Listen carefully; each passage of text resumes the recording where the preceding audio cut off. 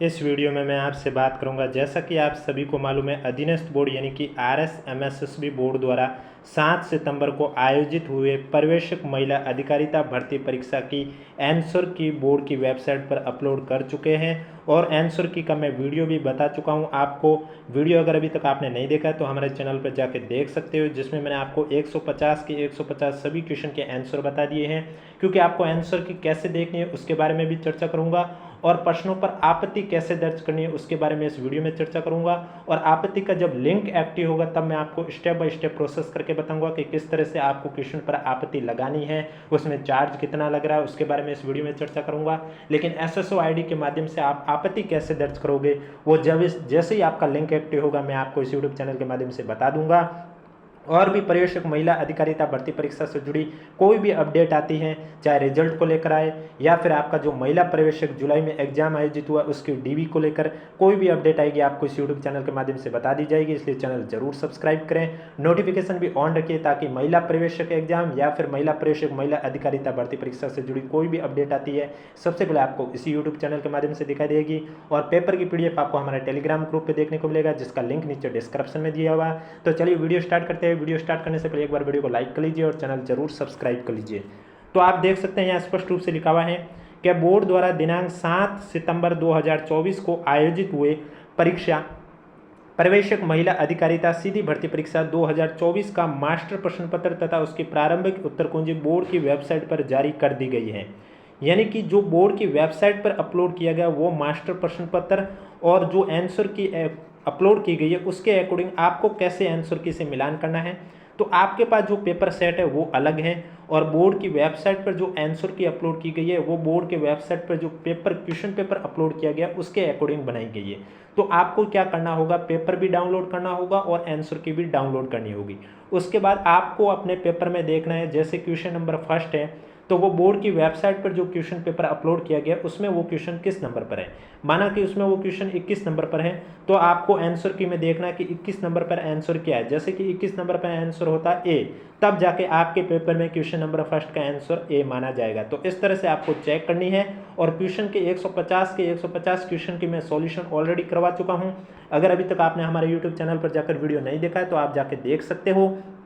और वीडियो को लाइक भी जरूर करें और चैनल भी जरूर सब्सक्राइब करें। आगे लिखा हुआ है कि यदि किसी स्टूडेंट को प्रश्न पत्र में सम्मिलित किसी भी प्रश्न या उसके उत्तर के संबंध में कोई भी आपत्ति हो, अगर आपको किसी भी क्वेश्चन या आंसर में आपत्ति हो, यानी कि अगर आंसर को लेकर आपत्ति हो कि भाई एक ही क्वेश्चन के ज़्यादा आंसर सही माने जा रहे हैं या फिर ऑप्शन ही नहीं है जो आंसर सही है वो, या फिर आउट ऑफ सिलेबस क्वेश्चन है, जो इस तरह की भी आपत्ति हो तो उसके लिए आपको निर्धारित शुल्क के साथ दिनांक 18 अक्टूबर 2024 रात को 12:01 से लेकर दिनांक 20 अक्टूबर 2024 की रात को 11:59 तक अपने ऑनलाइन आपत्ति बोर्ड की वेबसाइट पर दर्ज करवा सकते हैं। यानी कि अगर आपको किसी भी क्वेश्चन या आंसर पर आपत्ति दर्ज करानी है तो आपका जो लिंक है वो 18 अक्टूबर को रात को 12 बजे एक्टिव होगा, जो कि 20 अक्टूबर की रात को 12 बजे तक एक्टिव रहेगा। इस बीच जैसे ही लिंक एक्टिव होगा मैं आपको स्टेप बाय स्टेप प्रोसेस करके भी बता दूंगा। इसलिए चैनल जरूर सब्सक्राइब करें और नोटिफिकेशन भी ऑन रखें। आगे लिखा हुआ है परीक्षार्थी को परीक्षा में अलग अलग सेट के प्रश्न पत्र उपलब्ध कराए गए। जैसे कि मैंने अभी आपको कहा है आपके पास जो सेट है वो अलग है और बोर्ड की वेबसाइट पर जो क्वेश्चन पेपर अपलोड किया गया वो भी अलग है।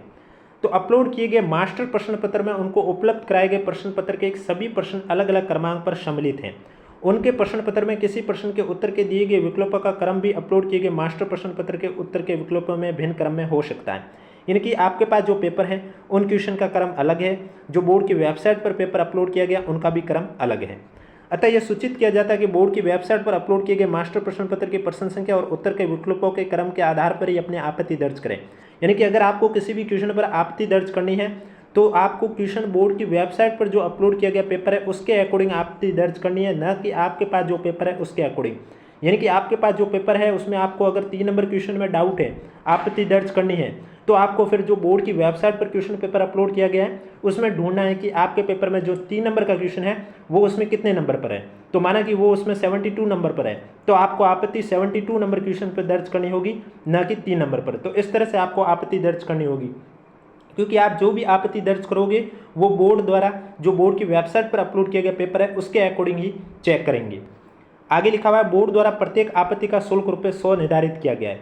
यानी कि पर क्वेश्चन जो चार्ज है वो 100 रुपये है। अगर आप 6 क्वेश्चन पर आपत्ति दर्ज करोगे तो 600 रुपये, 4 क्वेश्चन पर करोगे तो 400 रुपये, पर क्वेश्चन जो चार्ज है वो आपका 100 रुपये है। इस हेतु परीक्षार्थी बोर्ड की वेबसाइट पर उपलब्ध ऑनलाइन आपत्ति के लिंक पर जाकर अपने एसएसओ आईडी के माध्यम से देय शुल्क ई मित्र पेमेंट गेटवे या ई मित्र कीशोक पर जितने प्रश्नों पर आपत्तियां करनी है उसके अनुसार प्रति प्रश्न रुपये 100 की दर से देय शुल्क का भुगतान करें। भुगतान के लिए सर्विस चार्ज ई मित्र द्वारा अलग से वसूल किया जाएगा। यानी कि अगर आप ई मित्र पर जाकर आपत्ति दर्ज करते हो तो पर क्वेश्चन का 100 रुपये लगेगा ही, बाकी जो सर्विस चार्ज ई मित्र द्वारा लिया जाएगा वो अलग से वसूल किया जाएगा। शुल्क के अभाव में आपत्ति स्वीकार नहीं की जाएगी। यानी कि आपने आपत्ति तो दर्ज कर ली है लेकिन पेमेंट नहीं किया है तो आपकी जो आपत्ति है वो स्वीकार नहीं की जाएगी। ऑनलाइन आपत्तियों का लिंक केवल दिनांक 18/10/2024 रात के 12:01 से लेकर दिनांक 20 अक्टूबर 2024 रात के 11:59 तक ही उपलब्ध रहेगा। यानी कि इसके बाद आपका लिंक है वो निष्क्रिय हो जाएगा और उसके बाद आपको किसी भी तरह की आपत्तियां है वो स्वीकार नहीं की जाएगी। इसलिए आपको किसी भी क्वेश्चन या आंसर पर आपत्ति दर्ज करनी है तो 18 अक्टूबर से लेकर 20 अक्टूबर के बीच आप कभी भी लिंक जो एक्टिव होगा उस लिंक पर जाकर आपत्ति दर्ज कर सकते हो। इसके बाद आपको द्वारा भेजी गई आपत्तियां है वो स्वीकार नहीं की जाएगी। अब आपत्ति आपको जो दर्ज कर रहे हो उसके लिए प्रूफ आप कहाँ से लेके आओगे, तो यहाँ लिखा हुआ आपत्तियां केवल एक बार ही ली जाएगी। आपत्तियों के लिए पोर्टल पर स्टैंडर्ड ऑथेंटिक पुस्तकों के प्रमाण ही ऑनलाइन संलग्न करें। यानी कि आप जो प्रूफ दे रहे हो वो स्टैंडर्ड ऑथेंटिक पुस्तकों का ही दें। ऐसे प्रमाण पर आप जिस भी पेज का प्रूफ दे रहे हो तो उस पेज पर अपना रोल नंबर लिखना होगा, संबंधित प्रश्न की क्रम संख्या लिखकर अपलोड करें। संदर्भ में आपको पुस्तक का नाम लिखना होगा, लेखक का नाम लिखना होगा, प्रकाशक का नाम लिखना होगा, कौन से संस्करण की पुस्तक है वो भी लिखना होगा और पृष्ठ संख्या भी लिखा जाना आवश्यक होगा। वांछित प्रमाण संलग्न नहीं होने की स्थिति में आपत्तियों पर विचार नहीं। अगर आपने जो दे रखा है इनमें से कुछ भी नहीं लिखा है तो आपकी जो आपत्ति है उस पर विचार भी नहीं किया जाएगा।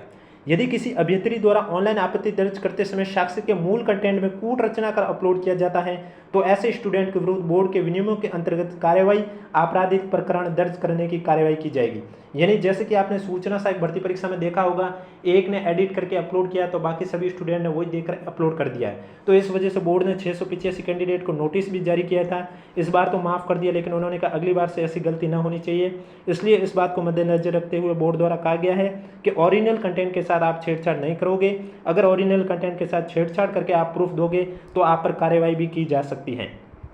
आगे लिखा हुआ है, परीक्षार्थी द्वारा आपत्ति शुल्क के पेटे अधिक जमा कराई गई राशि का किसी भी स्थिति में रिफंड नहीं होगा। यानी कि अगर आप ज़्यादा राशि जमा कराओगे तो भी आपकी रिफंड नहीं होगी। इसलिए सोच समझ के ही आप देय शुल्क ही जमा कराएं, जितनी आवश्यकता हो उतनी ही करवाएं।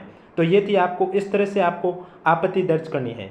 यानी कि जब आपका लिंक एक्टिव होगा 18 तारीख को रात की 12:01 से लेकर 20 तारीख को रात के 11:59 तब मैं आपको एसएसओ आईडी के माध्यम से स्टेप बाय स्टेप प्रोसेस करके भी बता दूंगा कि किस तरह से आपको आपत्ति दर्ज करनी है। इसलिए चैनल जरूर सब्सक्राइब करें। एक बात वापस से मैं याद दिला देता हूँ, आपको जो भी आपत्ति है जिस भी क्वेश्चन आंसर पर हो वो बोर्ड की वेबसाइट पर जो प्रश्न पत्र अपलोड किया गया उसी के अकॉर्डिंग आपको आपत्ति दर्ज करनी है, न कि आपके पास जो पेपर है उसके अकॉर्डिंग।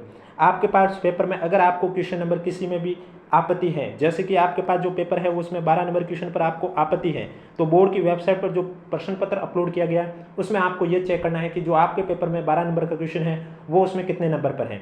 माना कि वो उसमें 100 नंबर पर है तो आपको जो आपत्ति दर्ज करनी है वो 100 नंबर क्वेश्चन पर दर्ज करनी है। दूसरी मेन चीज़ आपको ये ध्यान रखनी है, जो भी आप प्रूफ दे रहे हो वो प्रूफ आपके ऑथेंटिक बुक का होना चाहिए और जिस पेज का आप पेज अपलोड कर रहे हो उस पेज को अपलोड करने से पहले उस पर आपको अपने रोल नंबर लिखने होंगे, संबंधित प्रश्न का क्रम संख्या लिखनी होगी, पुस्तक का नाम लिखना होगा, लेखक का नाम लिखना होगा, प्रकाशक का नाम लिखना होगा, संस्करण वर्ष भी लिखना होगा और पृष्ठ संख्या भी लिखनी होगी। अगर ये सभी आपने नहीं लिखी और सीधे ही अपलोड कर दिया तो आपकी आपत्ति पर विचार नहीं किया जाएगा। तीसरी इंपॉर्टेंट बात, आपने आपत्ति तो दर्ज कर ली लेकिन आपने पेमेंट नहीं किया। यानी कि अगर आप एक क्वेश्चन पर आपत्ति दर्ज कर रहे हो तो उसके लिए 100 रुपये चार्ज अगर आपने नहीं दिया है तो आपकी जो आपत्ति है वो स्वीकार हुई नहीं मानी जाएगी और जो लिंक निष्क्रिय हो जाएगा उसके बाद किसी भी तरह से आप चाहे ऑफलाइन की तरह से आपत्ति दोगे तो भी वो स्वीकार नहीं की जाएगी। इसलिए जब तक लिंक एक्टिव रहेगा तब तक आप जितनी आपत्ति दे सकते हो। पर क्वेश्चन आपका जो चार्ज है वो 100 रुपये है। तो ये थी अपडेट। वीडियो पसंद आए तो वीडियो को लाइक करें, चैनल जरूर सब्सक्राइब करें, क्योंकि महिला प्रेक्षक महिला अधिकारिता भर्ती परीक्षा से जुड़ी पल पल की अपडेट आपको इस यूट्यूब चैनल पर मिलती रहेगी। और जो महिला प्रेक्षक जुलाई में एग्जाम आयोजित हुआ था उसका रिजल्ट भी आ चुका था उसकी डीवी को रिलेटेड कोई भी अपडेट आएगी आपको इस यूट्यूब चैनल के माध्यम से बता दी जाएगी। इसलिए चैनल सब्सक्राइब के साथ नोटिफिकेशन भी ऑन रखिए, ताकि जब भी मैं महिला प्रवेशिका एग्जाम को लेकर हो, या महिला आंगनबाड़ी एग्जाम को लेकर हो, या प्रवेशिक महिला अधिकारिता भर्ती परीक्षा को लेकर हो, तीनों एग्जाम से रिलेटेड कोई भी अपडेट आएगी, चाहे बोर्ड की ओर से आए चाहे विभाग की ओर से आए, इस यूट्यूब चैनल पर बता दिया जाएगा। और इसके अलावा अगर अभी तक आपने हमारा टेलीग्राम ग्रुप ज्वाइन नहीं किया तो लिंक नीचे डिस्क्रिप्शन में दिया हुआ, आप जाके ज्वाइन कर सकते हो।